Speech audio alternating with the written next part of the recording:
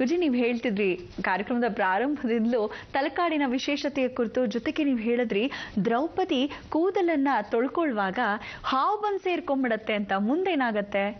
ಇಲ್ಲಿ ಕೃಷ್ಣಾನಂದ ಮಠ ಅಂತ ಏನು ಹೇಳಿದ್ದೀವಿ, ಅಲ್ಲಿ ಆ ಸರ್ಪದೋಷದಿಂದನೇ ಸಾಕಷ್ಟು ಜನಕ್ಕೆ, ನಾನು ಮೊದಲಿಂದ ಕಾರ್ಯಕ್ರಮದಲ್ಲಿ ಹೇಳ್ತಿದ್ದೆ, ಮಕ್ಕಳಾಗದಿದ್ದವ್ರಿಗೆ ಸರ್ಪನಿಂದನೇ ಕಾವಲು.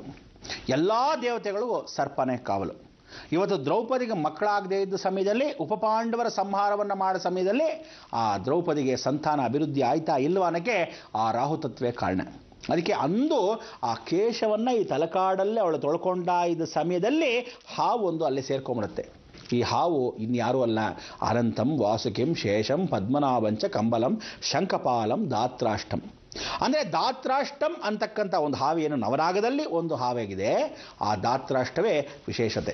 ಅದಕ್ಕೆ ಇವತ್ತಿಗೂ ದಾತ್ರಾಷ್ಟ ಅಂದ್ರೇನು, ಧೃತರಾಷ್ಟ್ರ ಹೇಗೆ ಕಣ್ಣಿಲ್ಲದೆ ಅವನು ವಿಶೇಷವಾಗಿದೆ. ಅಂದರೆ ಮನುಷ್ಯ ಇಷ್ಟು ವಿಷಜಂತು ಅಂತ ನಾವು ಹೇಳ್ತೀವಿ. ಯಾಕೆಂದರೆ ಮೊದಲೇ ಹೇಳ್ತೀವಲ್ಲ, ಹಾವಿಗೆ ವಿಶೇಷವಾಗಿ ಹಲ್ಲು ಇಲ್ಲದೆ ಇದ್ರೂ ನಾಲಿಗೆಯಲ್ಲಿ ವಿಷ ಇರತಕ್ಕಂಥ ವಿಚಾರ, ಅದು ಏನೋ ಹಾವಿಗೆ ಬಾಯಲ್ಲೇ ವಿಚಾರ.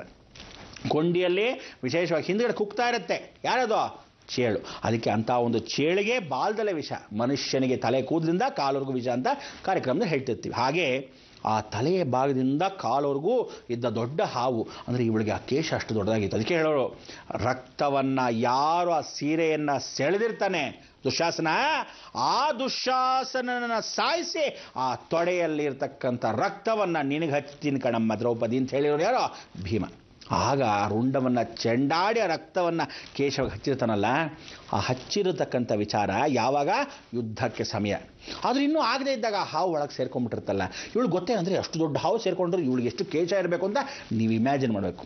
ಆಗ ಈ ಬಾಲ್ಯವಾಗಿರ್ತಕ್ಕಂಥ ಮಗು ಇವಳಿಲ್ಲಿ ಬರ್ತಾಳೆ, ಸ್ನಾನವೆಲ್ಲ ಆಯಿತು, ಪೂಜಾ ಪುನಸ್ಕಾರ ಆಯಿತು. ಈ ಬಾಲ್ಯ ಕೃಷ್ಣನ ಅವತಾರವನ್ನು ತೋರಿಸಿರ್ತಕ್ಕಂಥ ಕೃಷ್ಣ ಪರಮಾತ್ಮ ಇವರೆಲ್ಲ ಊಟ ಮಾಡಿ ನಿದ್ರಾವಸ್ಥೆಯಲ್ಲಿ ಇದ್ದಾಗ ಆ ಹಾವು ಮತ್ತೆ ಕೃಷ್ಣನ ಮೊರೆ ಹೋಗುತ್ತೆ.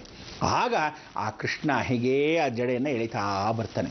ಎಳೆದಾಗ ಹಾವು ಬರುತ್ತೆ. ಇವತ್ತಿಗೂ ನೀವಲ್ಲಿ ನೋಡ್ಬೋದು, ಕೃಷ್ಣಾನಂದ ಮಠದಲ್ಲಿ ದೊಡ್ಡ ಸರ್ಪವಾಗಿರ್ತಕ್ಕಂಥ ವಿಚಾರ ಅಂದು ಆ ಕಾಲದಲ್ಲಿ ದ್ರೌಪದಿ ತಲೆಯಲ್ಲಿ ಸೇರ್ಕೊಂಡಿರೋದು ಇವತ್ತಿಗೂ ಸರ್ಪರಹಸ್ಯವಾಗಿರ್ತಕ್ಕಂಥ ಆ ಊರೇ ನೀವು ನೋಡ್ಬೋದು.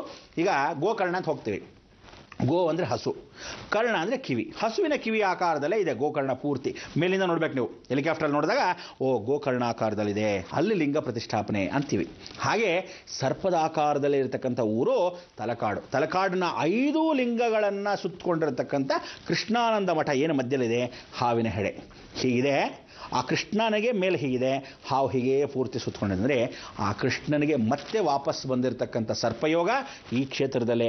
ಆ ಕೃಷ್ಣ ಹಾಕಿ ದ್ರೌಪದಿ ಕೂದಲನ್ನು ಎಳಿತಾನೆ. ಆ ಕೂದಲನ್ನು ಎಳಿತಾ ಇದ್ದ ಸಮಯದಲ್ಲಿ ಏನೋ ಮಗು ಎಳಿತಾ ಇದ್ದಾನೆ ಅಂತ ಹೀಗೆ ಒದರ್ತಾಳೆ. ಒದರಿದ ಸಮಯದಲ್ಲಿ ಏನಾಯಿತು? ಅಪಶಕನವಾಯಿತು. ಏನು ಅಪಶಕನವಾಯಿತು? ಅವಳಿಗೆ ಸಂತಾನ ಅಭಿವೃದ್ಧಿ ಆಗದಿದ್ದ ಹಾಗೆ ಅವಳೇನು ಮಾಡ್ತಾಳೆ, ತಲೆಯನ್ನು ಒದರ್ಬಿಟ್ಟಾಗ ದೇವರ ಮೇಲೆ ಆ ಫುಲ್ಲು ಜಡೆ, ಕೃಷ್ಣನ ಮಗು ಅಂದರೆ ಕೃಷ್ಣ ಬಾಲಕೃಷ್ಣ ಅಲ್ವಾ, ಆ ಪುಟ್ಟ ವಿಗ್ರಹ ದರ್ಶನವನ್ನು ಕೊಟ್ಟಿದ್ದಾನೆ. ಇವತ್ತಿಗೂ ಬಾಲಕೃಷ್ಣನ ವಿಗ್ರಹ ಪೂಜೆ ಮಾಡ್ತಾ ಇದ್ದೀರಿ. ಆ ಕೂದಲು ಹಾಗೆ ಹೊಟ್ಟೋಗಿದೆ.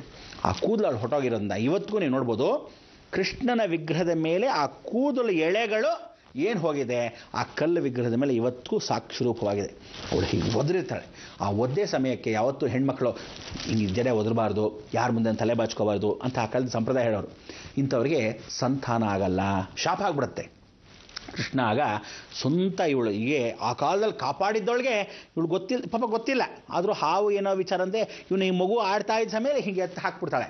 ಆಗ ಏನೋ ಓಡಾಡ್ತಾ ಇದೆಯಲ್ಲ ಅಂತ ಹಿಂಗೆ ಒದರಿದಾಗ ಆ ಕೃಷ್ಣನ ಮೇಲೆ ಅಷ್ಟು ಕೂದಲು ಹೊಟ್ಟೋಗುತ್ತೆ. ಹಾವು ಸರ್ಪ ಮಾಯವಾಗುತ್ತೆ.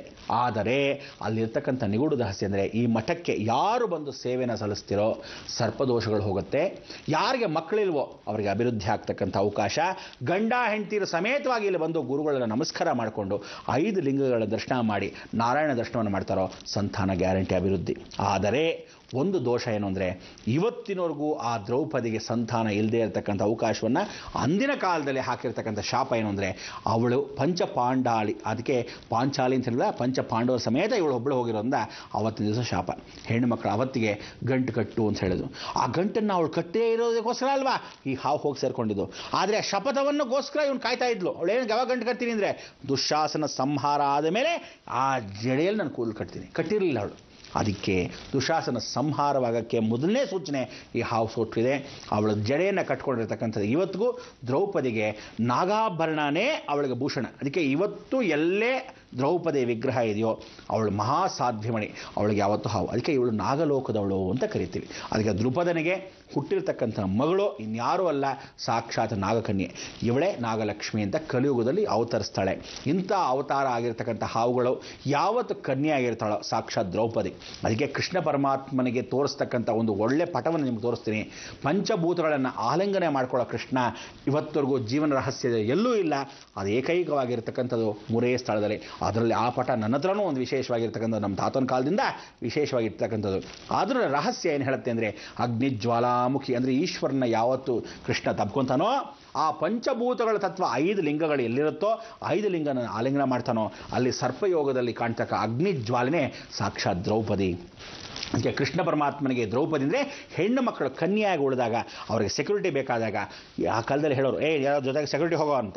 ಅದಕ್ಕೆ ಯಾರೂ ಅಲ್ಲ, ಕೃಷ್ಣನೇ ಒಬ್ಬನ ಸೆಕ್ಯೂರಿಟಿ, ಅವನಿಗಿಂತ ಯಾರು ಸೆಕ್ಯೂರಿಟಿ ಬೇಡ ಅಂತ. ಅದಕ್ಕೆ ದೋಷಗಳು ಹೆಣ್ಣು ಮಕ್ಕಳು ಗೊತ್ತಿಲ್ಲದೆ ತಲೆಯನ್ನು ಬಾಚ್ಕೋಬಾರ್ದು, ಶಾಪವನ್ನು ಹಾಕ್ತಕ್ಕಂಥದ್ದು, ಯಾರ ಮುಂದೆ ಜಡೆ ಬಿಡಿಸ್ಕೋಬಾರ್ದು, ಯಾವ ಕಾರಣಕ್ಕೂ ಗಂಡಸರ ಮುಂದೆ ಹೊರಗಡೆ ಬಂದು ಜಡೆಯನ್ನು ಬಿಚ್ಚಾಕಬಾರ್ದು ಅಂತ. ಏನೇ ಮಹಾಭಾರತ ಮಾಡಬೇಕು ಅಂತಿದೆಯಾ ಅಂತ ಕೆಲವರು ಅತ್ಯಂದ್ರೆ ಬೈತಾರೆ, ಬಾಯಿ ಮಾತುಗಾದರೂ ಬೈತಾರೆ. ಆದರೆ ವಿಚಾರ ಏನು ಅಂದರೆ ಇಷ್ಟೆಲ್ಲ ನಿಗೂಢ ರಹಸ್ಯ. ಇಂಥ ಒಂದು ರಹಸ್ಯದಲ್ಲಿ ಇವತ್ತು ಒಂದು ವಿಶೇಷ ಅಂದರೆ ಸಂಪ್ರದಾಯದಲ್ಲಿ ನಾವು ಸಂಸ್ಕಾರ ಏನು ಹೇಳ್ತೀವಿ ಅಂದರೆ, ಹೆಣ್ಣು ಮಕ್ಕಳು ದಯವಿಟ್ಟು ಜಡೆಯನ್ನು ಬಿಚ್ಚಾಕೊಂಡು ಓಡಬೇಡಿ. ನೀವು ಯಾವತ್ತಿದ್ರೂ ಮಕ್ಕಳಾಗದೇ ಇದ್ದ ಹಾಗೆ ನೀವು ಬಂಜೀರಾಗ್ಬಿಡ್ತೀರಾ. ಯಾವತ್ತೂ ತಿಳ್ಕೊಳ್ಳಿ, ಗಂಟನ್ನು ಮೇಲೆ ಹಾಕೋಬೇಕು, ಗಂಟನ್ನು ಕಟ್ಕೋಬೇಕು, ತುದಿ ಗಂಟಾದರೂ ಹಬ್ಬದಲ್ಲಿ ಹಾಕ್ಕೊಂಡೇ ಇರಬೇಕು.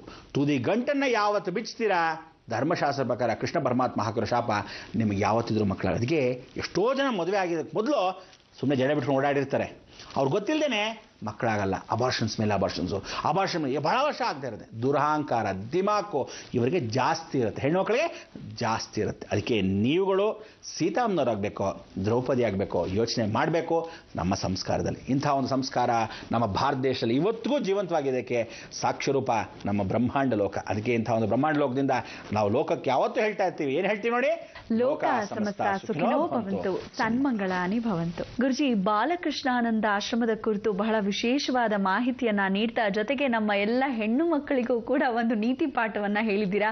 ತುದಿಗಂಟು ಕೇಶಕ್ಕೆ ಹಾಕಿಲ್ಲ ಅಂದ್ರೆ ಕೆಟ್ಟ ಹೋಗತ್ತೆ ಜೀವನ ಅಂತ. ನಮ್ಮ ಈ ಕಾರ್ಯಕ್ರಮಕ್ಕೆ ಆಗಮಿಸಿ ಇಷ್ಟೆಲ್ಲ ಮಾಹಿತಿಯನ್ನ ಎಂದಿನಂತೆ ಹೇಳಿದ್ದಕ್ಕಾಗಿ ಧನ್ಯವಾದಗಳು. ವೀಕ್ಷಕರೇ, ಸರಿ ಹೊರಡೋ ಹೊತ್ತಾಯ್ತು. ನಿಮ್ಮ ಅಪ್ಪಣೆಯನ್ನ ಪಡಿತಾ ಮತ್ತೆ ನಾಳೆ ಸಿಗ್ತೀವಲ್ವಾ, ಸರಿಯಾಗಿ 9 ಗಂಟೆಗೆ ಬೃಹತ್ ಬ್ರಹ್ಮಾಂಡ ಕಾರ್ಯಕ್ರಮದಲ್ಲಿ ಅಂತ ಹೇಳ್ತಾ ಹೋಗ್ಬರೋದಾ. ನಮಸ್ಕಾರ. ಜೈ ಶಂಕರ.